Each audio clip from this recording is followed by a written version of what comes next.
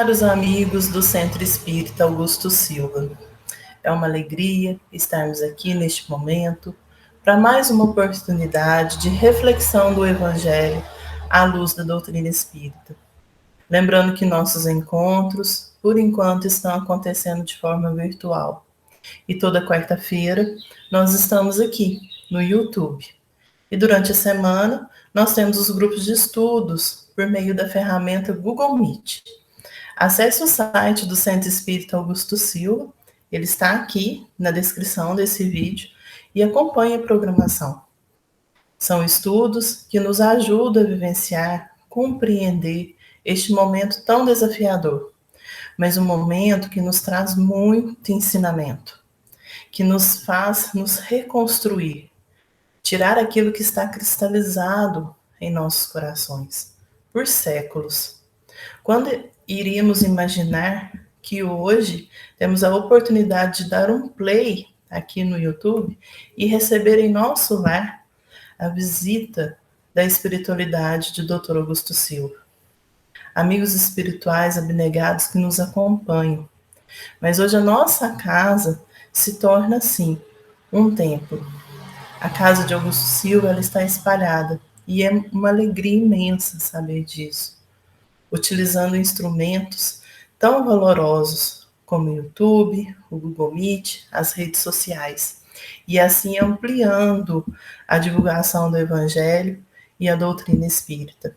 Esse é o objetivo, ser um bom instrumento de uma boa mensagem, uma mensagem que acalenta, que fortalece a todos nós. E falando sobre instrumentos, será que já paramos para refletir sobre o que é um instrumento, qual que é o objetivo dele?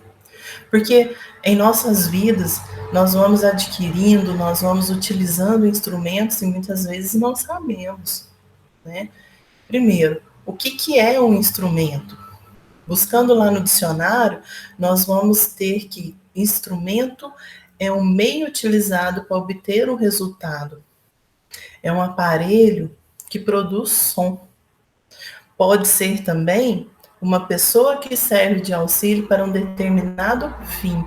Então, sempre tem uma utilidade. Hoje, nós estamos aqui no YouTube. E quando nós vamos adquirir um instrumento, nós sempre fazemos um estudo antes, né? Qual será de maior facilidade de uso?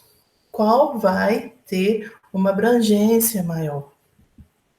Em nossas vidas, quando adquirimos algo, por exemplo, uma vestimenta, a gente analisa, será para qual estação do ano? O frio? O verão? Ela tem uma textura mais leve? Ou será necessário ser mais grossa? Qual cor me agrada? O que me faz sentir confortável? O que me faz belo? Lembrando que buscar a beleza não é errado. Emmanuel, na obra Caminho da Luz, coloca que Jesus, quando estava construindo o planeta Terra, ele buscava a beleza. E esse buscar a beleza tem que ter o equilíbrio, não deve ser o foco, não deve ser o objetivo. Quando vamos adquirir um veículo, por exemplo, a gente faz uma pesquisa muito grande, né? Definindo o tamanho, será uma caminhonete, um carro, será um veículo para a família ou apenas para o meu uso profissional, qual que é o custo, né, de venda, qual que é o custo que eu vou ter com esse veículo ao longo da vida, qual cor me agrada, qual tecnologia, qual o preço de revenda, até isso há o estudo. Tudo tem um estudo, tudo há uma reflexão. E o Evangelho é isso, é sempre questionamento. Ele é um roteiro divino para a nossa caminhada.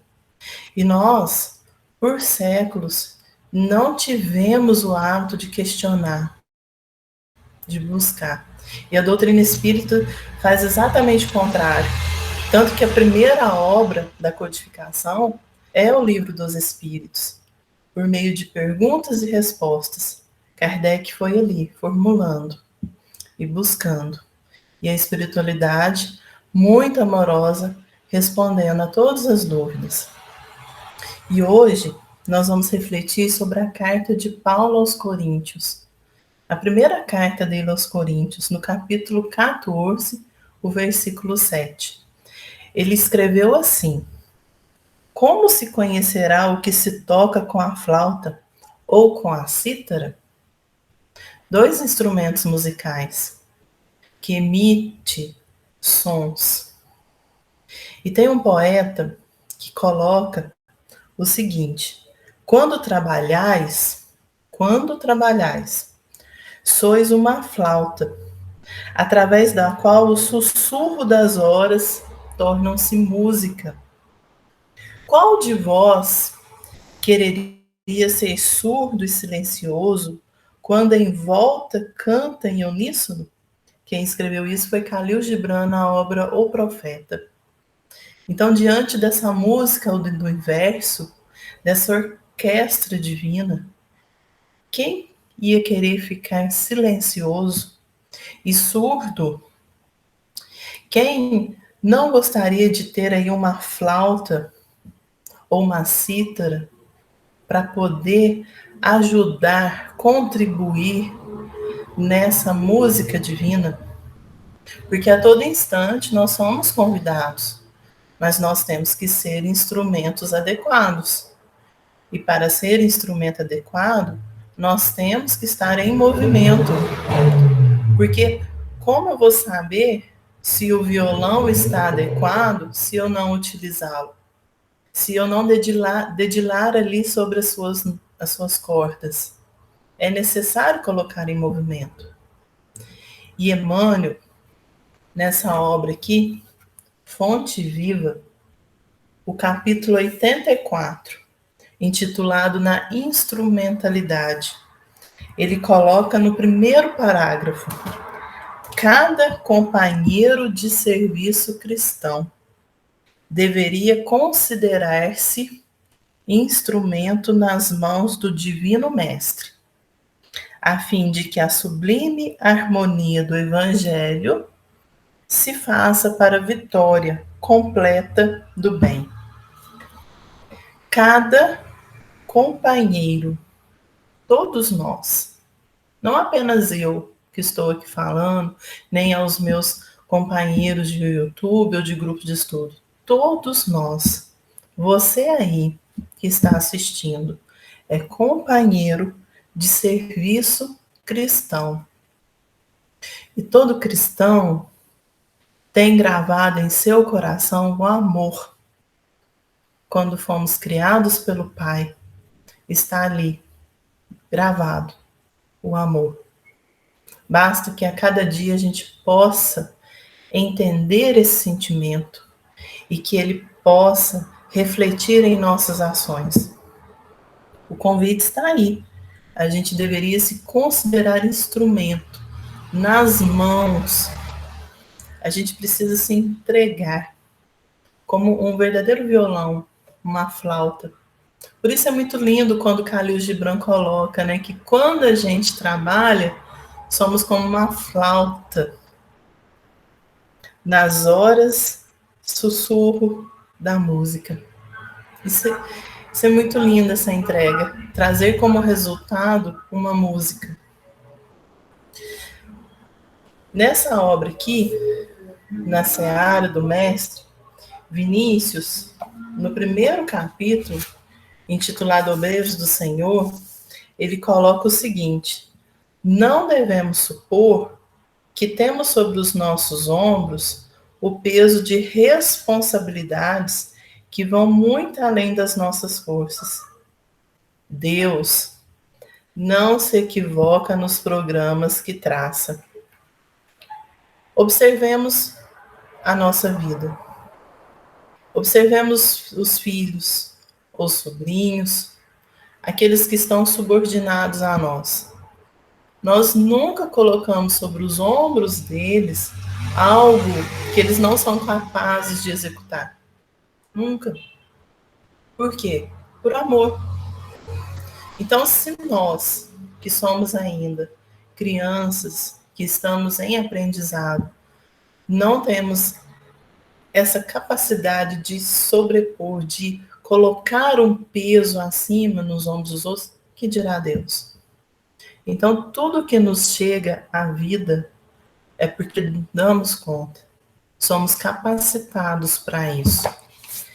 E ele ainda complementa nessa lição, gente, o seguinte: identifiquemo-nos, cada um de nós, com a parcela mínima do trabalho de que nos foi determinado. Se devemos carregar a caçamba do reboco, não queiramos levantar colunas e erguer capitéis e pilastras. Melhor faz e mais mérito tem o servente humilde que não se descuida de seu mister do que o oficial, cuja imperícia e leviandade se tornam motivo de escândalo para todos. Então vamos refletir. O que é colocado em nossas mãos? Qual é a tarefa ofertada? Ah, mas ela é tão pequena diante do meu irmão que está aqui. Não importa. Se chegou aqui na minha mão é porque eu sou capaz de fazer. E não tem que comparar tamanho. Não precisamos disso. Se chegou, é que podemos fazer. E foi confiado por Deus, nosso Pai divino, amoroso. Mas Emmanuel, voltando na obra Fonte Viva, ele coloca: todavia, se a ilimitada sabedoria do celeste emissor se mantém soberana e perfeita, os receptores terrenos, ou seja, nós, pecam por deficiências lamentáveis. A gente fica muitas vezes nos perdendo tempo em comparações e a gente esquece de fazer o estudo de nós mesmos, de analisar as nossas deficiências. E citando algumas que Emmanuel colocou nesse capítulo do Fonte Viva, ele coloca assim: tem fé, mas não tolera as falhas do próximo.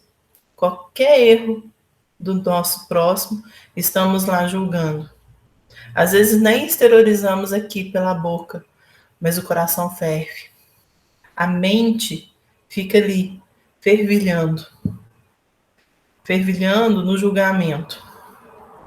Suporta cristamente o vizinho, né? Permite que o amor tenha compaixão com o vizinho, mas não governa os próprios impulsos, né? No exemplo anterior, tem a fé, mas fica ali queimando o pensamento, julgando. Então a gente não governa nem os nossos próprios impulsos. É bondoso e confiante, porém foge o estudo e a meditação, favorecendo a ignorância. É um conselheiro excelente, mas não santifica os próprios atos. Então nós precisamos fazer a todo instante este movimento de estudo, reconhecer as nossas potencialidades, lembrando os exemplos. Um veículo, a gente faz uma busca, um estudo profundo. E hoje, com o mercado que nós temos, há muitas oportunidades, há muitas ofertas, cada uma com as suas potencialidades e com as suas deficiências. A vestimenta, não é? Então, nós também somos assim, cada um com as suas potencialidades. Todos nós temos. E todos nós temos também as deficiências a serem trabalhadas. Não é melhor saber? Como é bom saber que eu ainda posso trabalhar. Como é bom saber que eu tenho essa oportunidade de corrigir a mim mesmo. E como fazer isso?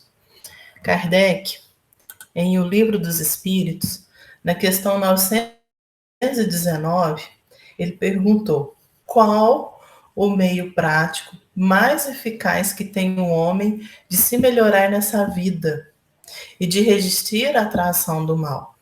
E ele recebeu como resposta: conhece-te a ti mesmo. Um sábio da antiguidade o disse. E ele ainda questiona, na 919A. Conhecemos todas as sabedorias dessa máxima. Não é novidade quando os espíritos trouxeram para ele, né? Porém, a dificuldade está precisamente em cada um conhecer-se a si mesmo. Qual o meio de consegui-lo?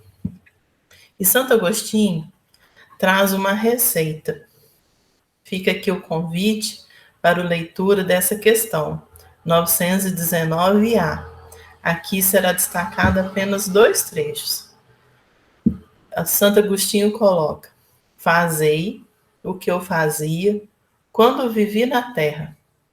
Ao fim do dia, interrogava a minha consciência, passava revista ao que fizera e perguntava a mim mesmo se não faltara algum dever, se ninguém tivera motivo de mim se queixar. Formulai, pois, de vós para convosco questões nítidas e precisas, e não demais multiplicá-las. É justo que se gastem alguns minutos para conquistar uma felicidade eterna. Não trabalhais todos os dias com o objetivo de juntar haveres que vos garantam repouso na velhice? Então, que a gente possa fazer isso todo dia. E o mais interessante, por que Santo Agostinho coloca a minha consciência? Formulai, pois, de vós para convosco. Por que ele não aconselhou perguntar ao meu próximo? À minha mãe, ao meu pai, ao meu esposo, ao meu melhor amigo? Não, ele não colocou o externo. Santo Agostinho nos traz o conselho da reflexão interna na nossa consciência. E vamos lembrar de uma outra questão que está em O Livro dos Espíritos? É a questão 621. Kardec colocou assim: onde está escrita a lei de Deus? E eles responderam: na consciência. Então já está tudo aqui, gente. Tudo aqui dentro. Chega de fórmulas exteriores, de dogmas, chega de rituais. Está aqui, na nossa consciência, dentro de nós. E Leon Denis, na obra O Problema do Ser, do Destino e da Dor, coloca assim: o mais belo livro está em nós mesmos. O infinito revela-se nele. Feliz daquele que nele pode ler. Então, é um convite diário dessa leitura interna, desse reconhecimento da nossa luz. Voltando a Emmanuel, na obra Fonte Viva, ele coloca: é indiscutível a nossa imperfeição de seguidores da Boa Nova. Por isso mesmo, guardamos o título de aprendizes. Por isso, essa palestra está com esse título: Aprendizes da Boa Nova. O que é ser aprendiz? Aprendiz significa que é aquele que aprende uma arte ou um ofício, o que dá os primeiros passos. Nós estamos aqui para aprender a Boa Nova. O que é a Boa Nova? O Evangelho. E quando a gente aprende o Evangelho, qual o sentimento que habita, que passa até mesmo pela nossa pele? O que nós sentimos? Alegria. Alegria no sentimento, não é euforia, que é aquela que nos deixa agitado, não, é alegria. Mas o que é alegria? Chico Xavier coloca que a alegria é saúde espiritual. É o nosso dever primordial no desempenho de todos os deveres que a vida nos assinala. Então, isso é alegria. E a Boa Nova nos traz isso. E quando a gente consegue exteriorizar, esse é o sentimento, a alegria. E Emmanuel ainda coloca: é indispensável afinar o nosso instrumento de serviço pelo diazapão do mestre, senão devemos prejudicar-lhes a obra. Há quanto tempo estamos aí com o nosso instrumento desafinado? Há quanto tempo, fazendo analogia com a carta de Paulo, né, estamos com a cítara desafinada? Como vamos reconhecer? Colocando em movimento, praticando. Porque por muito tempo a gente fica ali, realmente com as cordas enferrujadas. E é necessário, às vezes, dar um aperto. Para afinar o instrumento de corda, é pelo aperto. Porque o convite à prática do Evangelho é todo dia, todo minuto, incessante. Tanto que Emmanuel, na obra Caminho, Verdade e Vida, coloca que o trabalho não acabou. Jesus, ele continua caminhando em todas as direções do mundo. Seu evangelho redentor vai triunfando, palmo a palmo, no terreno dos corações. Quando Jesus estava aqui, ele não buscou os poderosos, os doutores da lei. Ele buscou aqueles que tinham coração, que habitavam ali o amor, a boa vontade. Mas quando Jesus se aproxima, Emmanuel fala, né? Se aproxima com o Evangelho, as pessoas rapidamente questionam: que temos com Cristo? Que temos a ver com a vida espiritual? E será que a gente não faz isso a todo instante? Eu vou mandar uma mensagem por meio de programas instantâneos, como WhatsApp, Telegram, entre outros. Eu vou refletir. Qual que é o objetivo? Ou simplesmente, não preciso se preocupar, vou mandar. E aí? Como que eu estou sendo instrumento das mensagens? Por meio das redes sociais, e-mail, os aplicativos. Que instrumento eu estou sendo? Ainda mais agora, em que o virtual está mais presente em nossas vidas. Hoje, fomos convidados a estar em nossos lares, a praticar cristamente, a praticar o Evangelho com o nosso próximo, aquele mais próximo, porque por muito tempo ficamos só lá fora. E o lá fora hoje está aqui. O nosso trabalho está aqui. Tivemos que adaptar a tudo. As nossas reuniões de estudo da doutrina espírita está aqui, no nosso lar. E como que a gente replica tudo isso? E Emmanuel finaliza assim: evitemos, irmãos, a execução insegura ou perturbadora, oferecendo-lhe pela boa vontade que nos cabe. E o reino de Deus se manifestará mais rapidamente onde estivermos. Onde nós estamos é o lugar perfeito para florescermos. É o lugar perfeito para executar a melodia divina. Nós estamos onde devemos estar. E o reino de Deus, ele é construído por todos nós. Não há distinção. Todos nós somos capazes. E eu gostaria de finalizar essa reflexão com essa obra aqui, O Reino, do nosso querido Herculano Pires, em que ele traz uma historieta. Peço licença para poder fazer a leitura só de um trecho, em que ele coloca assim: era uma vez um jovem carpinteiro que fundou um reino, o mais belo, o mais justo e o mais fascinante de todos os reinos. Contam os arqueólogos que o reino de Mari, na Mesopotâmia, era diferente de todos os demais na antiguidade.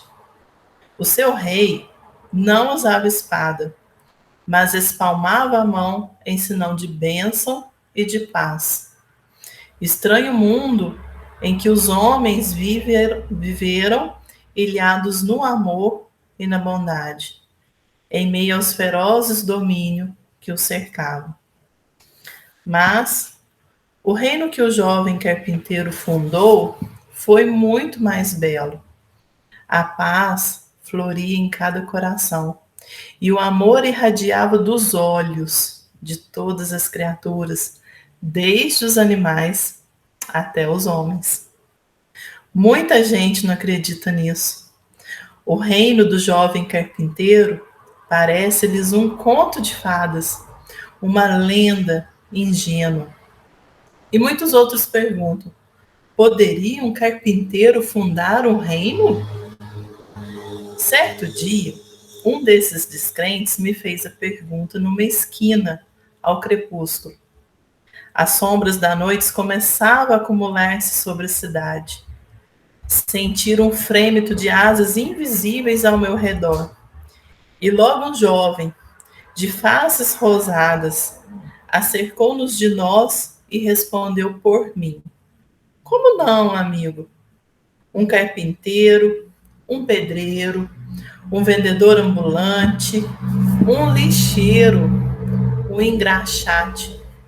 Todos são homens. E cada homem tem o poder que Deus lhe conferiu de criar o que quiser. Você mesmo pode agora mesmo fundar o seu reino. Ele será de paz ou de guerra, de amor ou de ódio, como você o fizer, e poderá crescer até abranger nos seus domínios a terra inteira.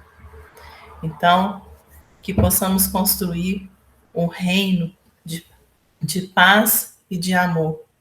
E todos os dias, quando acordarmos, possamos lembrar de Paulo, quando encontrou Jesus e perguntou a ele: Senhor, que queres que eu faça?